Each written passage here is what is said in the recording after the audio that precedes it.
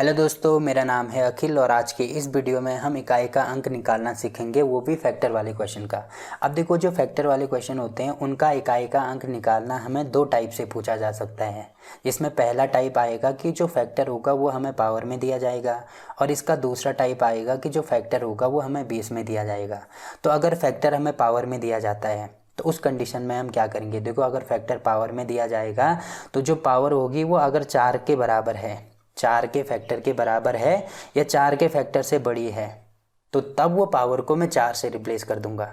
जैसे कि आप यहाँ पे देख सकते हैं, ये नंबर 4 से बड़ा है, मतलब ये पूरे नंबर को मैं 4 से रिप्लेस कर दूंगा। इसी प्रकार से ये नंबर भी 4 से बड़ा है तो ये भी मैं 4 से रिप्लेस कर दूंगा, और ये भी 4 से बड़ा है तो इसको भी मैं 4 से रिप्लेस कर दूंगा।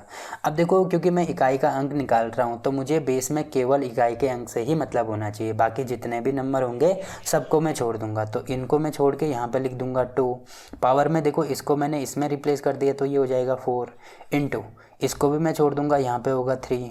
पावर में यहाँ पर भी क्या हो जाएगा 4 इंटू, यहाँ पे हो जाएगा 4 और इसकी पावर में भी हो जाएगा 4। तो इतने बड़े एक्सप्रेशन को मैंने इसमें चेंज कर दिया। अब देखो, इसका इकाई का अंक निकालना तो बड़ा आसान है। 2 की पावर 4 मतलब 2 गुणा 2 गुणा 2 गुणा 2। तो ऐसे याद रख सकते हैं, 2 का स्क्वायर निकालो 4 इंटू 2 का स्क्वायर होगा 4 इंटू पहले 3 का स्क्वायर निकालो 9 इंटू फिर 3 का स्क्वायर निकालो 9। इसी प्रकार से 4 का स्क्वायर निकालो तो 16, और 16 क्योंकि इकाई का अंक मुझे निकालना है तो इसको हटा दो तो यहाँ पे हो जाएगा 6 इंटू 4 का स्क्वायर होगा 16 यानी 6। अब इनका गुणा कर दो तो 4 चौको 16 यानी 6, 9 में 81 यानी 1, 4 चौको 16 यानी 6। अब इनका गुणा कर दो तो ये हो जाएगा 6 जगह 36 गुणा 1 यानी 6 हमारा आंसर हो जाएगा। इसका मतलब सी वाला हमारा आंसर। बस ये चीज़ आपको करनी है, ठीक है। इसी प्रकार से देखो, पहले टाइप का एक और क्वेश्चन देख लीजिए। ये वाला मुझे निकालना है, तो मैंने क्या बोला आपको, जो पावर है उसमें अगर फैक्टर 4 के बराबर है या 4 के फैक्टर से बड़ा है तो मैं वो जो पावर है उसको 4 से रिप्लेस कर दूंगा। तो ये पूरा नंबर 4 से बड़ा है यानी मैं यहाँ पे 4 लिख सकता हूँ। ये भी 4 से बड़ा है तो यहाँ पे भी 4 लिख सकता हूँ। ये भी 4 से बड़ा तो यहाँ पे भी 4 और यहाँ पे भी 4। अब क्या हो जाएगा, देखो मैं इसको लिख सकता हूँ 3 की पावर 4 इंटू, इसको लिख सकता हूँ 7 की पावर 4 इंटू, इसको लिख सकता हूँ 8 की पावर 4 और यहाँ पे हो जाएगा 5 की पावर 4। बस अब इसको सॉल्व कर दो तो 3 की पावर 4 मतलब 3 तिया 9 गुणा 9, 7 की पावर 4 मतलब 49 इंटू 49, ठीक है। 8 की पावर 4 मतलब 64 तो 4 इंटू 4, और 5 की पावर 4 मतलब 5 पंजे 25 गुणा मतलब 5 गुणा 5 में लिख सकता हूँ। ये हो जाएगा 81 यानी 1, ये भी 81 यानी 1, ये होगा 16 यानी 6 और ये होगा 25 यानी 5। तो 5 छक्के 30 यानी 0 आ रहा है, तो 0 हमारा आंसर हो जाएगा, ठीक। तो ए वाला हमारा आंसर होगा। तो फैक्टर अगर पावर में पूछा जाता है तो हमें क्या करना है, वो जो नंबर है वो सिंपल सा मुझे 4 से रिप्लेस कर देना है। कब करना है, जब वो फैक्टर 4 के बराबर हो या 4 से बड़ा हो। अब देखो, 4 से छोटा हो तो उस कंडीशन में क्या करेंगे, आगे वाले क्वेश्चन में हम जानेंगे। तो देखो, अगला क्वेश्चन इसमें क्या दिया है। देखो, अब इसका दूसरा टाइप आ गया। दूसरा टाइप क्या है कि जो फैक्टर है वो बेस में है। तो अगर फैक्टर बेस में होता है तो उस कंडीशन में हम क्या करते हैं। देखो, सबसे पहले तो आपको ये जानना है कि फैक्टर को हम खोलते कैसे हैं। जैसे एग्जांपल के लिए 4 का फैक्टर मुझे खोलना है, तो मैं कैसे खोलूँगा, पहले मैं यहाँ पे 4 लिखूँगा, जो नंबर यहाँ पे है वही लिखूँगा। अब इसमें से एक एक कम करते जाओ, तो 4 में से 1 कम करेंगे 3, फिर 2, फिर 1, यानी 1 तक मुझे इनको गुणा करते जाना है। इसी प्रकार से अगर मुझे 3 का फैक्टर निकालना है तो जो नंबर यहाँ पे है यानी 3, इसमें से 1 कम कर दो 2 और फिर 1 कम कर दो 1। इसी प्रकार से 2 का निकालना है तो ये हो जाएगा 2 इंटू 1, और 1 का फैक्टर निकालना है तो 1 का फैक्टर भी 1 होता है। और आपको ये भी ध्यान रखना है कि जो 0 का फैक्टर होता है वो हमेशा 1 के बराबर होता है, ठीक। तो ये चीज़ें आपको ध्यान रखनी है। अब देखो, अगर मैं 5 का फैक्टर निकालूँ तो 5 का फैक्टर क्या हो जाएगा, 5 गुणा 4 गुणा 3 गुणा 2 गुणा 1। यहाँ पे कितना हो रहा है, ये हो रहा है 120 के बराबर, ये होगा 24 के बराबर, ये होगा 6 के बराबर, ये होगा 2 के बराबर और ये होगा 1 के बराबर। तो इतने फैक्टर तो आपको याद होने ही चाहिए, ठीक। तो देखो, अब 5 के फैक्टर में आप यहाँ पे देख रहे होंगे इकाई के अंक में 0 आ रहा है, और मुझे निकालना क्या है, इकाई का अंक ही निकालना है। इसी प्रकार से अगर मैं 6 का फैक्टर निकालता हूँ तो 6 के फैक्टर में ये सारे नंबर भी आएंगे, उसके बाद एक 6 भी आएगा। जैसे 4 के फैक्टर में 3 के सारे नंबर आ गए, ये सब नंबर यहाँ पे आ गए, और फिर एक 4 एक्स्ट्रा आया। इसी प्रकार से 5 के फैक्टर में 4 के सारे नंबर आ गए और ये 5 एक्स्ट्रा आ गया। इसी प्रकार से 6 के फैक्टर में ये सारे 5 नंबर तो आएंगे ही, और साथ में 6 एक्स्ट्रा आ जाएगा। इसी प्रकार से 7 का निकालो, 8 का निकालो, 1000 का निकालो, 1 लाख का निकालो, तो इसमें ये सारे नंबर तो आएंगे ही आएंगे और इनके यूनिट प्लेस में क्या है, 0 है। अब देखो यहाँ से एक चीज़ हमें पता लगी कि 4 के बाद यानी अगर 5 का फैक्टर के बाद जितने भी नंबर होंगे उनका अगर मुझे यूनिट प्लेस निकालना है तो मैं सबको 0 रख दूँगा, जो कि मैंने आपको यहाँ पे बता दिया कि इसको 0 क्यों रखा जाता है। ठीक है, या तो वो नंबर 5 का फैक्टर होना चाहिए या 5 से बड़ा होना चाहिए, तो जितने भी नंबर होंगे सबको मैं 0 रख दूंगा। तो देखो यहाँ तक तो 0 नहीं होगा, बट 5 के बाद यहाँ पे क्योंकि अगला नंबर तो 5 का फैक्टर ही आएगा, तो 5 के बाद जितने भी नंबर होंगे ये सारे कितने हो जाएंगे, 0 हो जाएंगे। तो बस हमें इन सब का यूनिट प्लेस निकालना है। तो 1 का फैक्टर मैंने आपको बताया 1 होता है, प्लस 2 का फैक्टर होता है 2, 3 का फैक्टर होता है 6 और 4 का फैक्टर होता है 24। तो इसका भी यूनिट प्लेस निकालना है, तो यहाँ पे मैं केवल 4 कर दूंगा। अब देखो 6 और 4 10, 2 12 और 1 13, 13 मतलब 3 हमारा आंसर हो जाएगा, यानी ए वाला हमारा आंसर। ठीक है, तो ये चीज़ें हमें करनी है कि अगर फैक्टर बेस में दिया जाता है तो 5 या 5 के बाद जितने भी नंबर आएंगे उन सबको मैं 0 कर दूंगा। ठीक है, वो नंबर अगर 5 का फैक्टर आता है तब भी 0 हो जाएगा और 5 से बड़ा होता है, 5 से बड़ा अगर होता है तो तब भी मैं 0 कर दूंगा।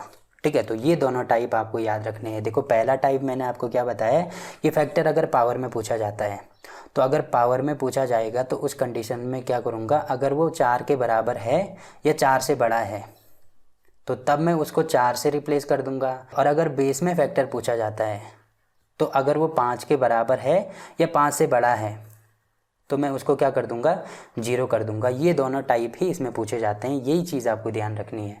जैसे देखो इसमें अगला क्वेश्चन क्या दिया है, इसमें देखो जो फैक्टर है वो बेस में है, तो 3 का फैक्टर होगा, फिर 4 का फैक्टर, यहाँ पे 1 है, यहाँ पे 2 है, यहाँ पे 3 है, तो यहाँ पे 4 हो जाएगा। फिर यहाँ पे आएगा 5 का फैक्टर और इसकी पावर 5 होगी। तो 5 के बाद जितने भी नंबर होंगे वो सारे तो 0 हो जाएंगे क्योंकि फैक्टर यहाँ पे बेस में आ रहे हैं, तो यहाँ के बाद तो सब 0 हो जाएगा। अब मुझे केवल इनका निकालना है। तो 1 का फैक्टर मुझे पता है 1 होता है तो 1 की पावर 1, 2 का फैक्टर 2 होता है तो 2 की पावर 2, 3 का फैक्टर 6 होता है तो 3 की पावर मतलब 6 की पावर 3, प्लस 4 का फैक्टर 24 होता है तो 4 की पावर, क्योंकि 24 में यूनिट प्लेस 4 है तो 4 की पावर 4 में यहाँ पर लिख दूंगा। अब ये हो जाएगा 1, 2 दूनी 4, 6 का क्यूब यानी 216, तो स्टार्टिंग में 6 आ रहा है, या इसको ऐसे याद रख सकते हैं 6 गुणा 6 गुणा 6, तो 6 का स्क्वायर 36 गुणा 6, फिर 36 यानी 6 हो जाएगा, तो यहाँ पे होगा 6, प्लस 4 का स्क्वायर यानी 16 गुणा 16, तो ये हो जाएगा 6। तो यहाँ पे क्या हो रहा है 6, 6 12, 4 16, 1 17, तो 17 मतलब 7 हमारा आंसर, मतलब सी वाला हमारा आंसर होगा। अब देखो फैक्टर अगर बेस में भी पूछा जाता है और पावर में भी पूछा जाता है तो उस कंडीशन में हम क्या करेंगे, तो सबसे पहले बेस के जितने भी फैक्टर हैं उनको हटा दो। तो यहाँ पे होगा 3 का फैक्टर, फिर यहाँ पे होगा 4 का फैक्टर और फिर यहाँ पे हो जाएगा 5 का फैक्टर। तो मैंने बोला बेस में अगर 5 के बराबर फैक्टर हो या 5 से बड़ा हो तो सब हट जाएंगे, तो सारे ये हो जाएंगे 0। तो मतलब यहाँ तक मुझे लेना है। अब देखो पावर में ये 1 है, ये 2 है, ये 3 है, तो यहाँ पे हो जाएगा 4। अब देखो पावर के लिए मैंने आपको क्या बोला था कि पावर में या तो फैक्टर 4 के बराबर होना चाहिए या 4 से बड़ा होना चाहिए, तो तब मैं उसको 4 से रिप्लेस कर सकता हूँ। तो देखो ये 4 के बराबर है यानी इसको मैं 4 से रिप्लेस करूँगा, और बाकी ये सब 4 से छोटे हैं तो इनको रिप्लेस करने की ज़रूरत नहीं है। तो अब इनको सॉल्व करेंगे तो क्या हो जाएगा, 1 का फैक्टर मैंने बताया था 1 होता है तो पावर में भी 1 होगा, प्लस 2 का फैक्टर होगा 2 तो पावर में भी 2 होगा, प्लस 3 का फैक्टर होगा 6 तो यहाँ पर पावर में भी 6 होगा, प्लस 4 का फैक्टर होगा 24 तो मैं यहाँ पे इसका यूनिट प्लेस यानी 4 लिख सकता हूँ, और यहाँ पे पावर में कितना है 4 है तो यहाँ पे 4 हो जाएगा।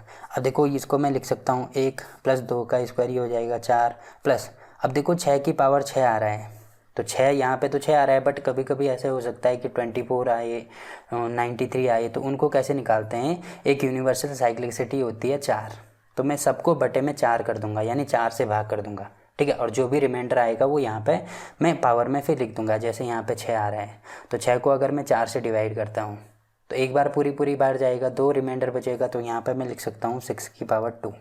यही कॉन्सेप्ट जब नॉर्मल यूनिट प्लेस हम निकालते हैं उसमें भी यूज होता है, तो उसको मैं अगली वीडियो में आपको समझाऊंगा। यहाँ पे आपको केवल ये ध्यान रखना है कि पावर में अगर 4 से बड़ा है तो मैं उसको 4 से डिवाइड कर दूंगा। तो यहाँ पे मैंने 2 कर दिया, प्लस यहाँ पे हो जाएगा 4 की पावर 4। अब इनको सॉल्व कर दो तो ये हो जाएगा 1 प्लस ये हो जाएगा 4 प्लस ये हो जाएगा 6 का स्क्वायर यानी 36, तो यहाँ पे मैं 6 लिख सकता हूँ। 4 का स्क्वायर यानी 16 गुणा 16, तो ये भी हो रहा है 6, तो 6 और 6 12, 4 16, 1 17, 17 मतलब 60 हमारा आंसर। तो ए वाला हमारा आंसर हो गया। अब देखो अगला क्वेश्चन क्या दिया है। अब देखो इसको मुझे सॉल्व करना है। तो यहाँ पे देखो 1 का फैक्टर है, 2 का फैक्टर है, 3 का फैक्टर है, फिर आएगा 4 का फैक्टर, फिर आएगा 5 का फैक्टर। तो 5 और 5 के फैक्टर के बाद के तो सब 0 हो जाएंगे। तो यहाँ तक मुझे इसको सॉल्व करना है। और पावर में यहाँ पे 100 है, 99, 98, तो यहाँ पे हो जाएगा 97। अब इनको मुझे सॉल्व करना है। तो मैं कैसे सॉल्व करूँगा? सबसे पहले 1 का फैक्टर है, तो 1 का फैक्टर तो 1 होता है। और पावर में मैंने आपको बोला है कि अगर ये जो पावर है ये 4 से बड़ी आती है तो मैं इनको 4 से डिवाइड करके रिमाइंडर निकाल दूंगा। तो यहाँ पे अगर मैं 4 से भाग करता हूँ तो कितना आ रहा है? 25 बार, यानी पूरी बार जाएगा। तो रिमाइंडर अगर 0 बचता है तो उस कंडीशन में हम उस पर 4 उतारेंगे। तो यहाँ पे 4 हो जाएगा। प्लस यहाँ पे 2 का फैक्टर होता है 2, और ये 99 है तो ये भी 4 से बड़ा है, तो मैं इसको 4 से भाग कर दूंगा। तो यहाँ पे हो जाएगा 4 दूने 8 यानी 19। तो ये रिमाइंडर 3 बच रहा है, तो यहाँ पे होगा 3। प्लस 3 का फैक्टर होता है 6, तो यहाँ पे 98, तो इसको भी मैं 4 से भाग करूँगा। तो यहाँ पे हो जाएगा 18 यानी 2 रिमाइंडर बचेगा। और प्लस में यहाँ पे 4 का फैक्टर है 24, यानी मैं 4 लिख सकता हूँ। तो 97 यानी अगर मैं 4 से भाग करता हूँ तो यहाँ पे रिमाइंडर बचेगा 1। अब इनको सॉल्व करेंगे। ये होगा 1, ये होगा 8, ये होगा 6 और ये होगा 4। तो कितना हो रहा है ये? 8 और 1 9, 6 15 और 4 19, मतलब 9 हमारा आंसर हो जाएगा, मतलब डी वाला हमारा आंसर। ठीक है। अब देखो एक और क्वेश्चन इसमें देख लीजिए। देखो जैसे ये वाला मुझे निकालना है। तो यहाँ पे 3 का फैक्टर है, फिर आएगा 4 का फैक्टर, फिर आएगा 5 का फैक्टर। तो इसके बाद के तो सब 0 हो जाएंगे। तो यहाँ तक मुझे लेना है। ये है 98 का फैक्टर, ये हो जाएगा 97 का फैक्टर। तो पावर में देखो अब क्या है? सब 4 से बड़े हैं। तो यहाँ पे ये जो पावर है इसको मैं 4 से रिप्लेस कर सकता हूँ। तो यहाँ पे भी होगा 4, यहाँ पे भी होगा 4 और यहाँ पे भी हो जाएगा 4। तो ये हो जाएगा 1 की पावर 4 प्लस 2 की पावर 4 प्लस 3 का फैक्टर 6 की पावर 4 प्लस 4 का फैक्टर 24 यानी 4 की पावर 4। 1 की पावर 4 यानी 1, 2 की पावर 4 मतलब 2 दूनी 4 गुणा 4 तो 16 मतलब 6, प्लस 6 की पावर 4 मतलब 6 और 4 की पावर 4 मतलब 6 हो जाएगा। तो 6 6 12 6 18 1 19, मतलब 9 हमारा आंसर हो जाएगा। इसका मतलब सी वाला हमारा आंसर होगा। ठीक। तो फैक्टर वाले जितने भी क्वेश्चन हैं इस प्रकार से इनका इकाई का अंक निकालना है। एक बार मैं दोबारा आपको बता देता हूँ। देखो फैक्टर अगर पावर में पूछा जाता है तो पावर में अगर जो फैक्टर है वो 4 के बराबर है या 4 से बड़ा है तो मैं उसको 4 से रिप्लेस कर दूंगा। या इसको मैं ऐसे भी समझ सकता हूँ। देखो अगर आपको साइक्लिसिटी वाला कॉन्सेप्ट पता है तो जो नंबर बेस में दिया है उसकी साइक्लिसिटी से उसको रिप्लेस कर दो। जैसे एग्जांपल के लिए 0 की साइक्लिसिटी, 1 की साइक्लिसिटी, 5 की साइक्लिसिटी और 6 की साइक्लिसिटी, इन सब की साइक्लिसिटी होती है 1। इसी प्रकार से 2 और 3 इनकी साइक्लिसिटी होती है 4। और जो परफेक्ट स्क्वायर होते हैं जैसे 2 का स्क्वायर होता है 4 और 3 का स्क्वायर होता है 9, तो इनकी साइक्लिसिटी होती है 2। ठीक है। अगर आपको ये कॉन्सेप्ट पता है तो आप 4 को छोड़ के उस नंबर की साइक्लिसिटी से उसको रिप्लेस कर दो। जैसे यहाँ पे 100 का फैक्टर है तो मैंने बोला या तो इसको 4 से रिप्लेस कर दो या उस नंबर की साइक्लिसिटी। तो नंबर कौन सा है? यहाँ पे 1 है। ठीक है। तो 1 की साइक्लिसिटी मैंने आपको बताया 1 होती है, तो यहाँ पे 1 हो जाएगा। प्लस यहाँ पे 2 है तो 2 की साइक्लिसिटी कितनी होती है? 4 होती है, तो यहाँ पे तो 4 होगा। प्लस यहाँ पे क्या है? 3 दूनी 6 यानी यहाँ पे 6 है, तो 6 की साइक्लिसिटी मैंने आपको बताया क्या होती है? 1 होती है, तो यहाँ पे हो जाएगा 1। ठीक। और 4 की साइक्लिसिटी होती है 2, तो यहाँ पे हो जाएगा 4 की पावर 2। तो ये चीज़ हो गई। अब देखो अगर मैं यहाँ से इसको सॉल्व करता हूँ तो यहाँ से भी आ रहा है 2 की पावर 4 यानी यहाँ पे होगा 6, यहाँ पे होगा 6, यहाँ पे होगा 4 चौको 16, यहाँ पे होगा 6। तो यहाँ से भी कितना आ रहा है? 9 ही हमारा आंसर आ रहा है। अब देखो इसमें 2 साइड छूट गई है, 2 3 7 8, इनकी साइक्लिसिटी होती है 4। ठीक। तो सारे नंबर हो गए 0 1 2 3 4 5 6 7 8 9, सारे नंबर हो गए। अब ठीक है। अगर आपको इनको याद रखना है तो इनको याद रख सकते हैं। तो ये हो गई पावर की बात। अब अगर बेस में हमें फैक्टर पूछा जाता है तो तब हम क्या करते हैं? अगर फैक्टर 5 के बराबर हो या 5 से बड़ा हो तो तब हम उसको क्या लेते हैं? सारा नंबर हम 0 कर देते हैं। ठीक। तो ये 2 चीज़ें आपको इसमें पता होनी चाहिए। ठीक। तो इस प्रकार से हमें इनको सॉल्व करना है। तो वीडियो अच्छा लगा तो वीडियो को लाइक कर सकते हैं, शेयर कर सकते हैं अपने दोस्तों के साथ और चैनल को सब्सक्राइब कर सकते हैं। तो मिलते हैं आपसे एक नए वीडियो के साथ, तब तक के लिए बाय बाय।